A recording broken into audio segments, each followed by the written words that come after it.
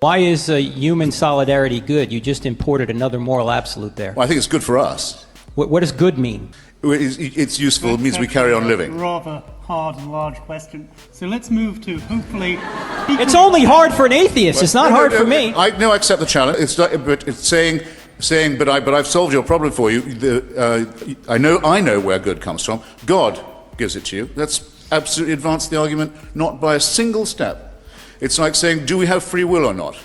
My answer is, because I believe in irony as a non-material force as well, yes, I think we do because we have no choice.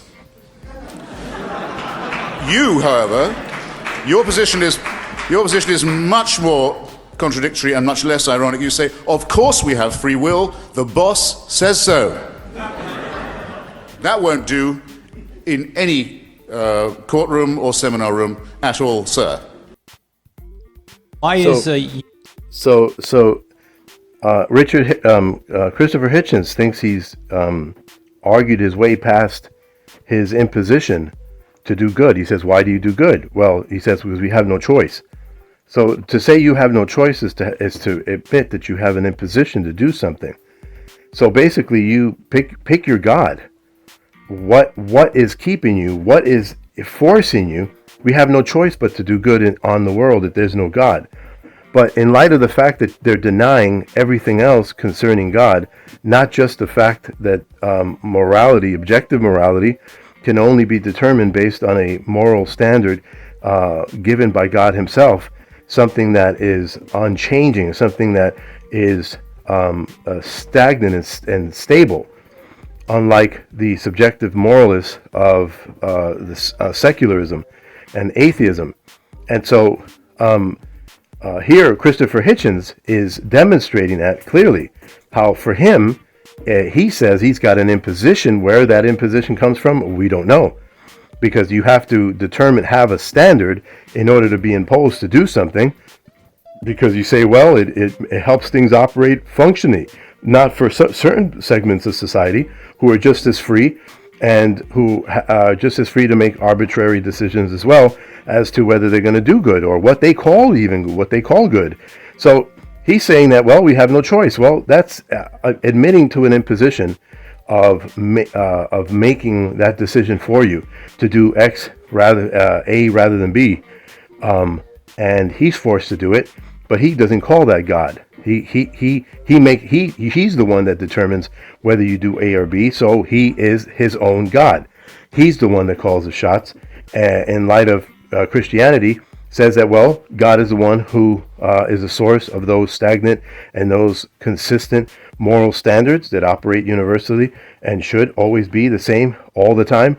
Well, that makes absolute sense, because at the same time, there are other things surrounding us that we cannot explain, and the atheist secularist would have to just basically say, well, I really don't know how it is that all of these fit together and work together consistently, and that we can have faith that they will always operate.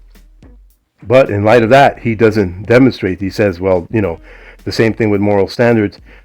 They just are. I don't know. And so whatever. So he makes himself out to be his own dilemma, his own God, his own arbitrary standard that imposes upon him to do what he says. Well, we have no choice. We have to do good because of that. Because, whatever. Why? Still, it doesn't answer. Why the because? Why so much imposition? If you need a standard of good and wrong in order to be imposed in the first place. So it's basically a dog chasing its tail, but somehow people don't see that. And this man is considered even today to be a hero for their lack of philosophical thinking and thought. He's not a great mind by any stretch of the imagination. Just someone who tried to dress up the holes in logical thinking.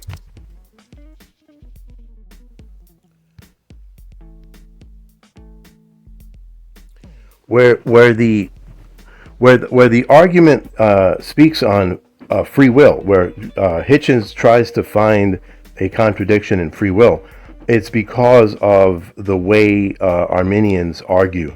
Okay, they incorporate this issue of free will into their argumentation.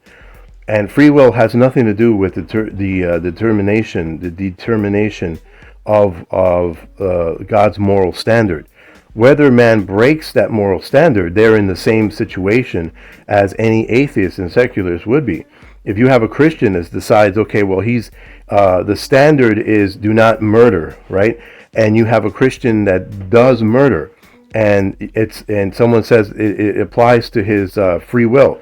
Well, basically, in that scenario, he is behaving like a secularist and a secularist and an atheist. It's no different. The issues of morality and objective morality have absolutely nothing to do with whether there's free will in Christianity, or rather in life. The free will has to do with humanity and whether humanity is going to go left or right. The question of absolute morals is in which direction is the right direction. That's what universal objective morality lies. It lies in one direction. Whether the human being decides to go left or right, that has nothing to do with it. That has to do with whether the person violates that standard of God. So that does not apply here. The problem is that Hitchens is taking advantage of the fact that, unfortunately, the Christian apologist here, Frank Turek, tends to be, he's not a reformed a Christian. He's more Arminianistic, and so that's how he explains his theology, and that leads him in a stumbling block with regard to atheists who will continue to use that against them. For me, that would not trip me at all, because free will is not something that we find in Christianity. We don't find that in our biblical interpretation of the scriptures, whereas there's a moral standard, and that's the way you have to go ordered by God. That is God's standard. The free will has to do with our humanity, which has nothing to do with the fixed moral absolutes that God has established and are universal for all humans. Anchor.fm/DRU News 365.